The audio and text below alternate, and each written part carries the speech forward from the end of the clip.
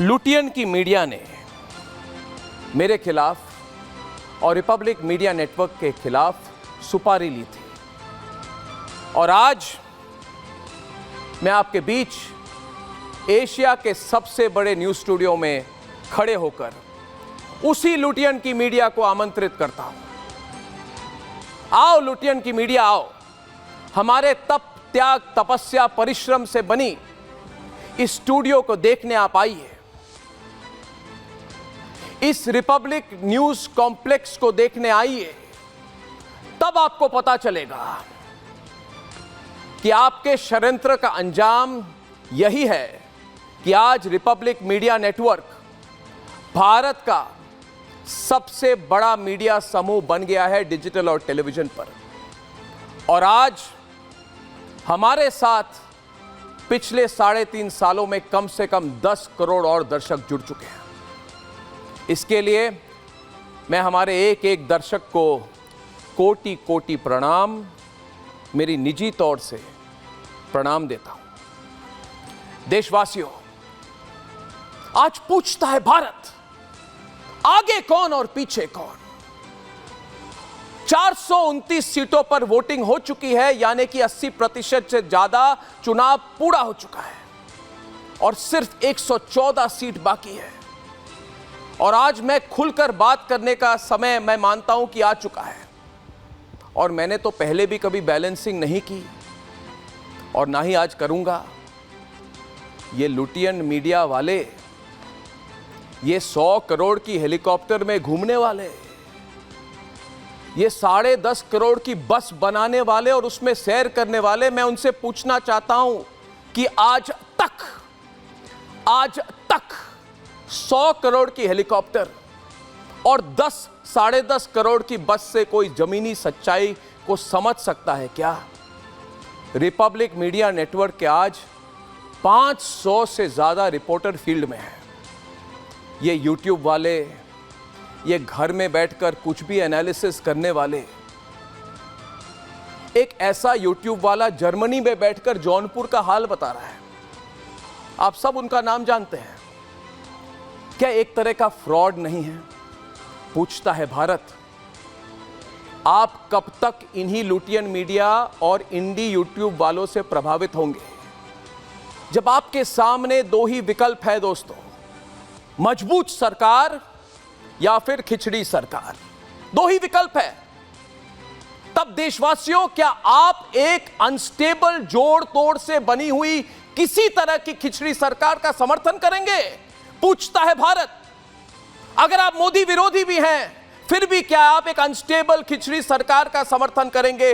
पूछता है भारत। हां, नंबर 1, बीजेपी की कठिनाइयां हैं, मैं मानता हूं, महाराष्ट्र में, हरियाणा में, थोड़ी बहुत राजस्थान में, थोड़ी बहुत कहते हैं कर्नाटक में, मैं श्योर नहीं हूं।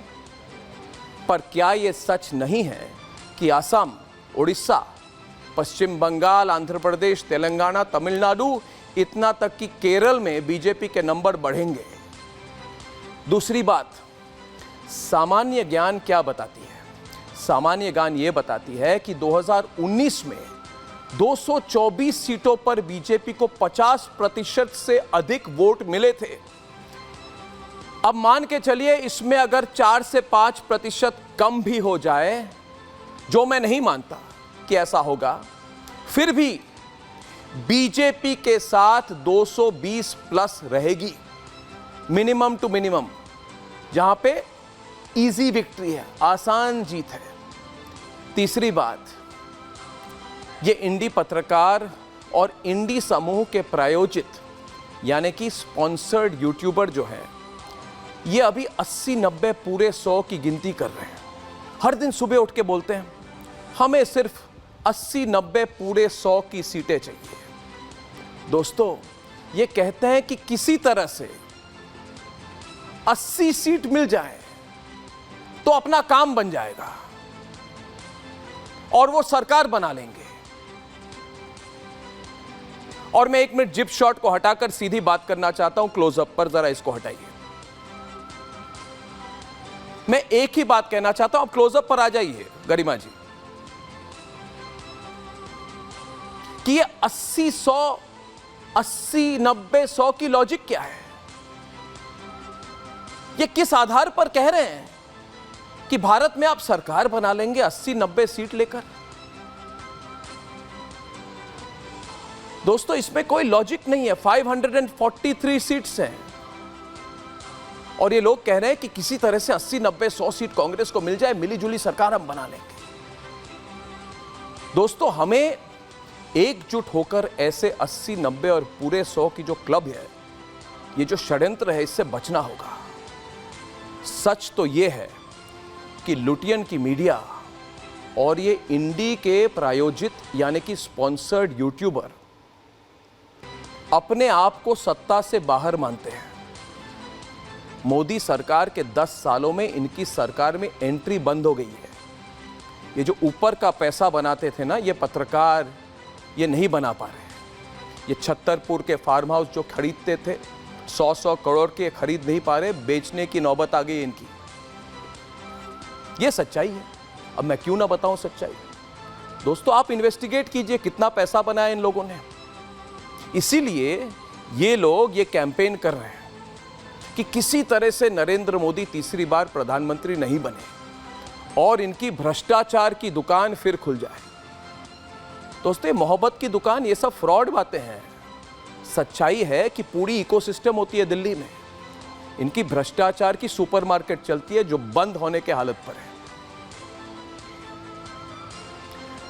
दोस्तों, जो दूसरे को गोदी मीडिया बोलते हैं ना, ये इंडी पत्रकार, ये एक ऐसे भ्रष्ट इकोसिस्टम के सिंबल यानी कि प्रतीक है कि इनसे आपको बहुत सतर्क रहना होगा। आज पूछता है भारत कि भारत में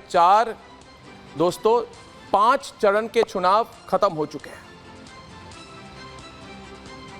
जो भी पॉलिटिक्स को समझते हैं वो डीप में जाकर सोचें कि इस बार आपके सामने विकल्प क्या है।